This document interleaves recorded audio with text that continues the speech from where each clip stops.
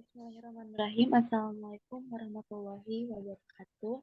Kami dari kelompok 1 akan sedikit menjelaskan tentang koefisien fenol, di mana kelompok 1 ini terdiri dari Muhammad Maulana Wildan dengan NIM 3112167. Yang kedua ada Salbila Nur Aziza dengan NIM 3112173. Yang ketiga ada Sajida Al-Falah dengan NIM 3112175. Yang keempat ada Asti Lestari dengan NIM 311211183. Dan yang kelima ada Hana Nur Hasana dengan NIM 311211187. Untuk mempersingkat waktu, selanjutnya akan langsung saja dimulai dengan pemateri yang pertama. Untuk itu, silahkan memaparkan materinya.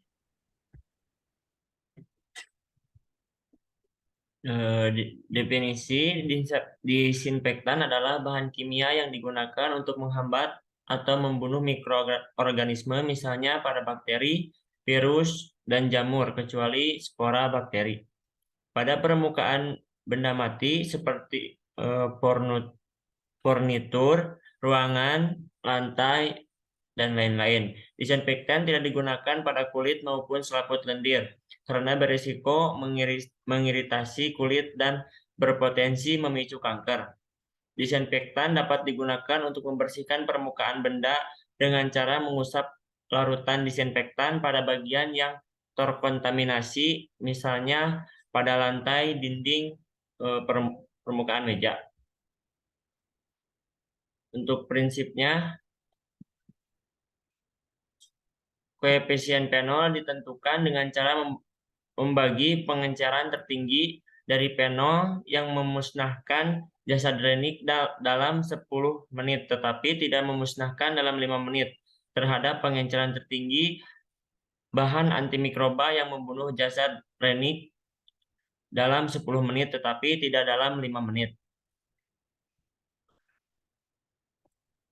Untuk tujuan umum, untuk menetapkan nilai koefisien fenol, paint oil 2,5% yang terkandung dalam pembersih lantai terhadap bakteri Pseudomonas aeruginosa. Untuk menetapkan nilai koefisien fenol dengan satu disinfektan atau antiseptik. Untuk tujuan khususnya untuk mengetahui pengenceran tertinggi dari perbandingan suatu disinfektan atau antiseptik dengan fenol yang dapat membunuh bakteri. Terus untuk mengetahui waktu tercepat dengan pengenceran tertinggi fenol dan disinfektan atau antiseptik yang dapat membunuh bakteri.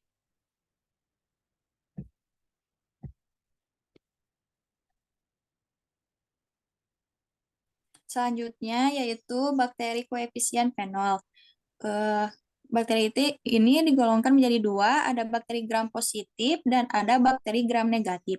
Bakteri gram positif ini dapat membentuk eksotoksin dan memiliki tingkat kepekaan terhadap streptomisin yang rendah. Sedangkan bakteri gram negatif yaitu bakteri yang memiliki kandungan lipid pada peptidoglikan lebih tipis dibandingkan bakteri gram positif. Bakteri dari golongan gram negatif ini tidak ada yang tahan dengan asam. Kemudian ada bakteri yang dapat digunakan dalam percobaan koefisien fenol adalah sebagai berikut, yaitu yang pertama ada Escherichia coli, yang kedua Staphylococcus aureus, yang ketiga Pseudomonas aeruginosa, dan yang keempat Mycobacterium tuberculosis. Next.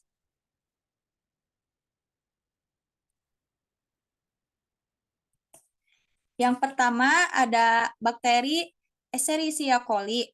Escherichia coli ini biasa disingkat sebagai E. coli dan adalah salah satu jenis spesies utama bakteri gram negatif. Pada umumnya, bakteri ini dapat ditemukan dalam usus besar manusia. E. coli ini dipilih karena memiliki beberapa sifat unggul, di antaranya adalah mudah diperoleh, mudah dipelihara, mudah disisipi plasmid, berkembang biak dalam waktu cepat, atau memiliki dumpling time singkat dan tidak mengandung gen-gen berbahaya. Next.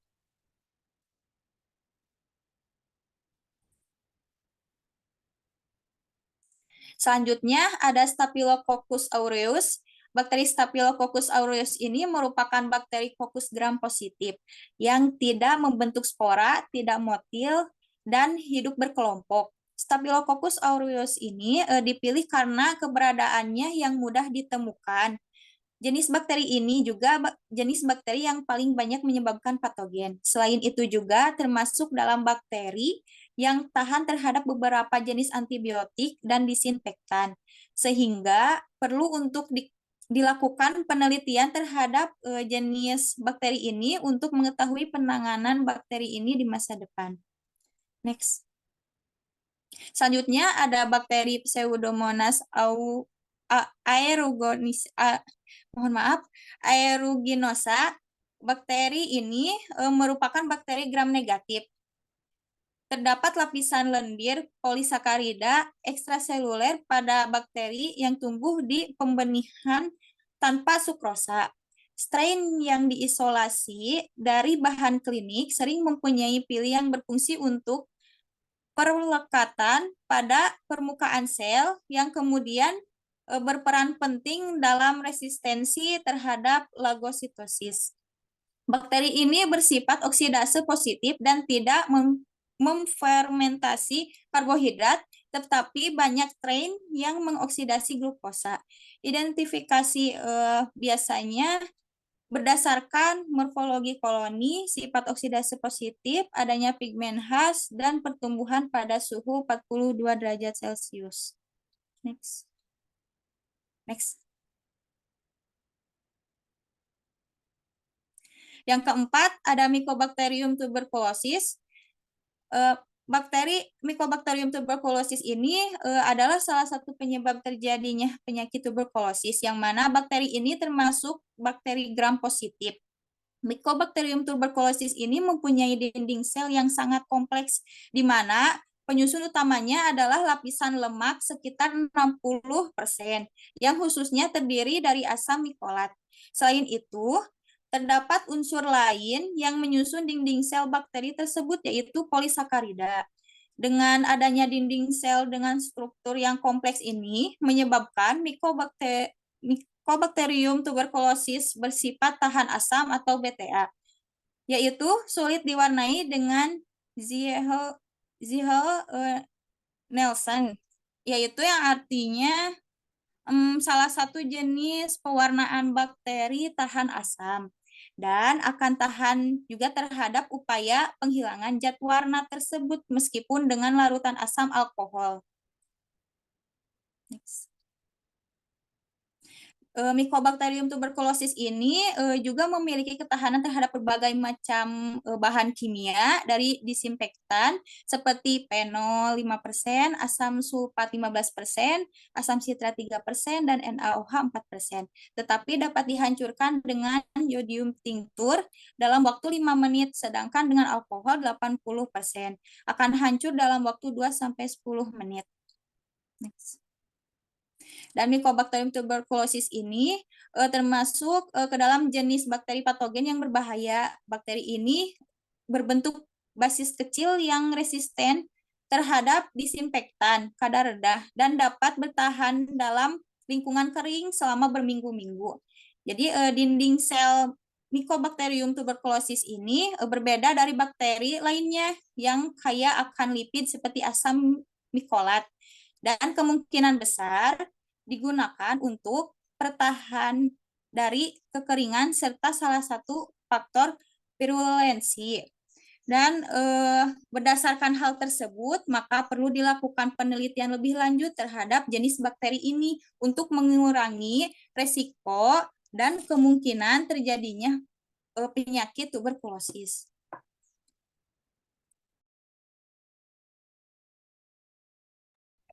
Untuk yang selanjutnya, di sini ada rumus untuk koefisien fenol, tapi bisa di next dulu.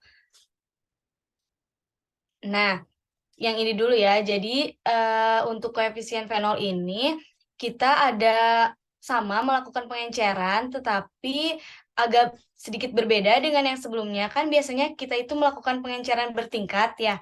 Tapi yang kali ini itu pengenceran satu persatu sesuai dengan konsentrasi yang ada di pinggir ini, yang ada di tabel 1, kekuatan fenol atau disinfektan uji. Yang pertama-tama kita harus membuat larutan stoknya dulu. Kebetulan di sini contohnya itu kita membuat larutan stok untuk uji fenol ini memakai yang 5 gram per 100 mili atau bisa disebut 1/20 gram per mili. Nah, untuk rumus umumnya itu sama seperti pengenceran pada umumnya, pakai yang V1/1, tetapi ada sedikit berbeda. Jadi seperti ini ya. Misalkan ini kan kita udah dapat di sini untuk pengencerannya stok larutan stoknya 5 gram per 100 mili. Kita pakai yang 1/20 atau 1/20 itu 0,05 ya. Nah, kita masukkan ke rumus P1 kali N1. Yang ini P1-nya itu yang di V1-nya yang diketahui atau yang ditanyakan, N1-nya memakai ini larutan stok yang ada di sini 1/20. Lalu setelah itu V2-nya, nah untuk V2-nya ini 5 mili ya, sesuai dengan volume total yang ini. Nah, yang ada di kolom ini. Terus N2-nya ini memakai yang konsentrasi yang ada di sini. Jadi contohnya ini yang satu konsentrasi 1/20 ya. V1-nya itu yang ditanyakan. N1-nya berarti berapa? 1/20 dari larutan stok. Kalau V2-nya itu 5 dari sini. Volume totalnya kan harus 5 mili. Nah, setelah itu N2-nya baru dari konsentrasi yang ini 1/25. Jika dijumlahkan itu hasilnya dia akan 5 mili. Hasilnya itu 5 mili sesuai sama volume total. Sama kan? Berarti tidak perlu ditambahkan Aquades. Tetapi jika di sini misalkan yang ini contohnya yang 1/30 itu tidak bisa P2-nya itu menggunakan 5 mili karena hasilnya itu pasti ada koma-koma 3,3 atau misalkan 4,4. Nah, itu tidak bisa. Jadi sarannya itu atau harus diganti V2-nya itu bisa dengan 6, ditingkatkan lagi kan tadinya 5. Nah, kita tingkatkan jadi 6, 7, seterusnya sampai hasilnya tidak ada koma-koma, harus bulat ya hasilnya. Nah, contohnya ini yang 1/30. Kan V1 yang ditanyakan. Sebentar. V1-nya yang ditanyakan dikali N1-nya yang ini yang larutan stok 1/20 sama dengan untuk V2-nya itu 5 ya. Kita coba 5 dikali misalkan N2-nya di sini kan 1/30, berarti kita tulis 1/30. Nah, ini kan hasilnya tidak bisa karena hasilnya itu 3,3. Jadi kita solusinya itu kita naikkan si V2-nya menjadi 6. Nah, saya sudah coba kalau dihitung V2-nya diganti jadi 6, itu hasilnya 4. Sama kayak ini yang ada di sini. Nah, sama kan 4. Nah, karena di sini kita V2-nya memakai 6, berarti kita harus nambahin Aquades sebanyak 2 mili, karena totalnya itu harus 6. Sedangkan volume total yang sesungguhnya yang dibutuhkan itu hanya 5 mili. Jadi kita buang 1 mili. Ngerti? Apa ada yang mau ditanyain, teman-teman?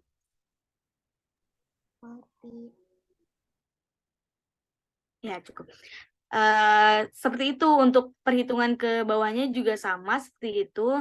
Jadi intinya kalau di sini itu pengecualian ya, V2-nya itu bisa diganti jadi 6, 7 atau ditingkatkan sampai nanti hasilnya itu tidak ada koma-komanya, harus bulat. Next.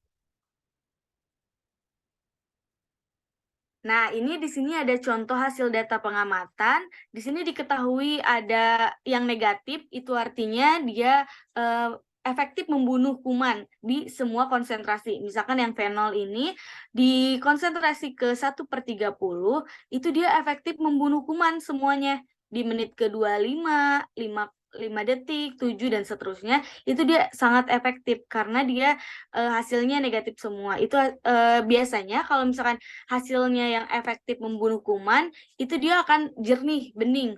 Sedangkan kalau yang tidak efektif membunuh kuman seperti yang ini yang 1/80 di menit ke 2,5 detik itu dia masih positif tuh sampai ke 12,5 detik. Lalu nanti dia di bagian ke-15 detiknya itu dia sudah efektif membunuh kuman. Nah, balik lagi ke apa namanya? Ke slide yang tadi pertama. Lagi. Nah, ini ada rumusnya. Jadi, rumusnya itu A dibagi B ditambah C dibagi D lalu dibagi 2. A-nya itu sebagai konsentrasi fenol tercepat membunuh. Seperti tadi yang tercepat membunuh itu, nah yang negatif semua ya teman-teman. Jadi yang efektif membunuh kuman itu untuk fenol itu di konsentrasi ke 1/30. Lalu yang B-nya itu kan nah, B-nya itu konsentrasi disinfektan yang tercepat membunuh. Kan tadi ada fenol dan juga desinfektan. Nah, jadi untuk A-nya itu berarti kita pakai yang 1/30 karena dia sangat tercepat membunuh. Nah, untuk yang B-nya kan itu disinfektan tercepat membunuh ya. Kita pakai yang 1/20 karena di sini disinfektan itu ternyata tercepat membunuhnya pada konsentrasi ke 1/20 juga sudah sangat efektif untuk membunuh kuman. Nah, lalu untuk selanjutnya C dan D. Ini itu kalau kita bisa permudah. Jadi yang sebelah kiri itu untuk yang konsentrasi yang tercepat membunuh dan untuk yang sebelah kanan yang CD itu untuk yang terlama membunuh. Bisa dilihat dari tabel kan ya tadi yang terlama membunuh itu kalau yang fenol itu di 1/80, sedangkan kalau yang disinfektan uji itu ada di 1/70. Nanti tinggal dimasukin ke rumus yang tadi lalu dibagi 2. Apa ada yang mau ditanyain teman-teman? Barangkali masih ada yang bingung. Sudah. Baik. Ya, baik. Kalau tidak ada yang ditanyakan, bisa dilanjut ke slide yang selanjutnya oleh Sajida. Terima kasih. Selanjutnya ada cara kerja. Yang pertama seperti biasa ya, bersihkan dulu meja kerja dengan disinfektan. Habis itu alat-alat yang mau dipakai ini dalam kondisi udah disterilkan. Kemudian disiapkan suspensi, di sini pakainya salmonella atau nanti gimana dikasih kumannya. Misalnya kumannya salmonella. Nah, siapkan dulu suspensi salmonellanya yang udah diinkubasi 24 jam. Terus dibikin larutan induk fenol dan disinfektan uji dengan konsentrasi 1/20 yang tadi. Dengan cara menimbang 5 gram dilarutkan dalam 100 ml Aquades. Untuk fenol misalnya ya larutan induk fenol. Berarti timbang 5 gram fenol dan diencerkan dalam 100 ml Aquades. Terus yang disinfektan juga sama, misalnya 5 ml disinfektan dilarutkan dalam 100 ml Aquades. Habis itu bikin pengenceran dari larutan induk. Misalnya konsentrasinya 1/20, 1/40, 1/60, 1/80 sama 1/100 misalnya. Kita siapkan 5 tabung. Nah, tabung pertama, jadi biar mempermudah itu tabungnya simpen dulu di rak tabung, kemudian disusun satu-satu. Nah, dikasih label biar mudah gitu. Ini mah bebas aja ya gitu. Nah, terus di tabung pertama isi 5 ml larutan induk. Tabung kedua yang perbandingan 1/40 isinya itu 5 ml Aquades sama 5 ml larutan induk. Kemudian yang tabung 3 dengan perbandingan 1/60 isinya itu 4 ml Aquades ditambah 2 ml larutan induk. Maaf. Ya itu yang 1/60. Yang 1/80 tabung 6 itu isinya 6 ml Aquades sama 2 ml larutan induk. Yang perbandingan 1/100 yang tabung 5 itu isinya 4 ml Aquades ditambah 1 ml larutan induk. Kemudian untuk setiap tabungnya itu harus berisi 5 mili. Jadi volumenya itu semuanya disetarain 5 mili. Jadi tadi pasti ada yang berlebih nih. Nah, yang berlebih itu, volume yang berlebih itu harus dibuang. Nah, selanjutnya eh, tahap memasukkan suspensi bakteri, suspensi kuman pada setiap tabung pengenceran. Caranya itu, next, next. Nah, caranya itu, sebelumnya, maaf. Nah, ini. Nah, caranya itu kan suspensi kuman yang udah diinkubasi diambil di sini 0,2 mili. Diambil 0,2 mili pakai pipet gitu ya. Terus dimasukin ke tabung pertama. Nah, pakai ini.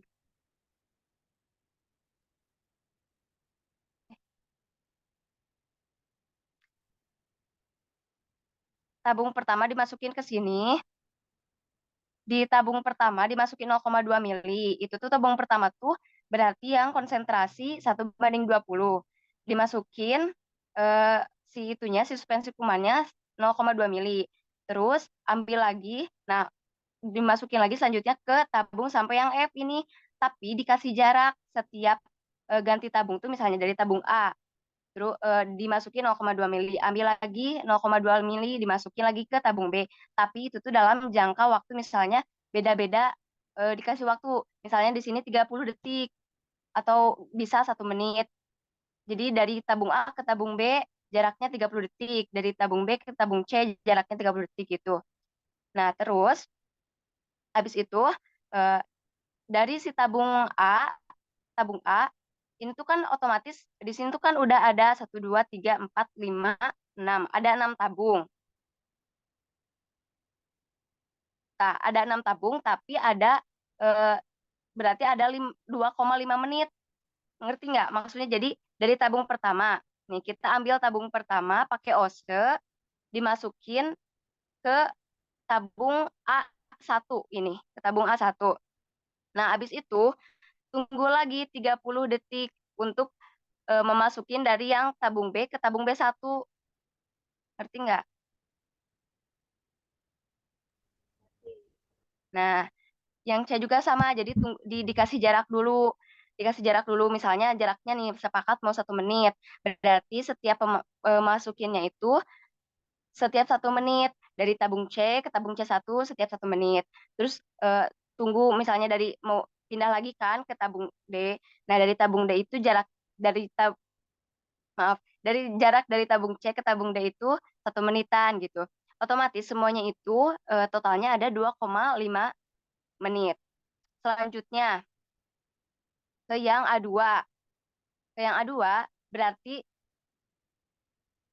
berarti ngambilnya sama ngambil lagi diambil lagi pakai ose, tapi ngambilnya dari yang tabung ini A1 bukan dari yang A atas lagi. Ngambilnya maaf, ngambilnya dari tabung yang A bukan dari yang A1, ngambilnya dari situ lagi. Berarti ini udah misalnya kita udah ke 10 menit yang A1, ini perbandingan untuk yang 5 menit. 1, 2, 3, 4, 5, 6. Yang 2,5 menit, yang ini berarti yang perbandingan 5 menit, yang A3 berarti perbandingan 7,5 menit, yang A4 berarti perbandingan ke 10 menit gitu. Ngerti nggak? Nah, habis itu kalau udah semuanya beres, tinggal biasa seperti biasa ditutup, dikemas pakai ini, pakai apa sih? Pakai kertas eh, yang coklat itu, terus diinkubasi lagi. Dah. Kalau ada yang nggak ngerti nggak boleh ditanya. Kalau udah ngerti, habis diinkubasi itu dilihat nanti ininya apa sih daya keruh apa enggaknya. Kalau misalnya keruh, yang tadi kata Salbila, berarti itu nggak efektif membunuh kumannya. Kalau misalnya yang jernih itu dia efektif membunuh kumannya. Jadi dibandingkan antara yang fenol sama yang disinfektan. Kemudian dihitung pakai cara yang tadi Salbila jelaskan. Terima kasih.